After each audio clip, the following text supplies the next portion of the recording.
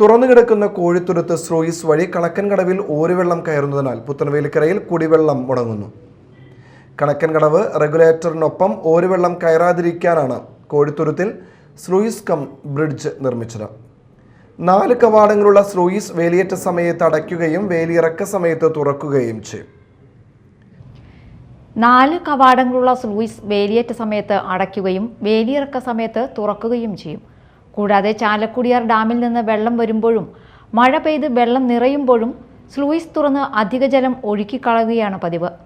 എന്നാൽ കുറേ കാലമായി കോഴിത്തുരുത്തിൽ നിർമ്മിച്ച പലക കൊണ്ടുള്ള ഷട്ടർ തകർന്നു കിടക്കുകയാണ്.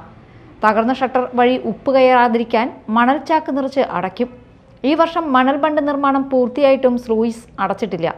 4 കവാടങ്ങൾ ഉള്ളതിൽ 2 എണ്ണമാണ് മണൽച്ചാക്ക് വെച്ച് അടച്ചിട്ടുള്ളത്. സ്ലൂയിസ് മുഴുവനായി അടച്ചാൽ മണൽ ബണ്ട് പൊട്ടുമോ എന്ന ഇറിഗേഷൻ വകുപ്പ് ഉദ്യോഗസ്ഥരുടെ ഭയമാണ് മണൽച്ചാക്ക് ഉപയോഗിച്ച് കവാടങ്ങൾ മുഴുവനായി അടയ്ക്കാത്തതെന്നാണ് നാട്ടുകാർ പറയുന്നത്. എത്രയും വേഗം സ്ലൂയിസ് പുനർനിർമ്മിച്ച് ഓരുവെള്ളം കയറുന്നത് തടയാൻ നടപടിയെടുക്കണമെന്ന് നാട്ടുകാർ അധികൃതരോട് ആവശ്യപ്പെട്ടു. Media time, Mala.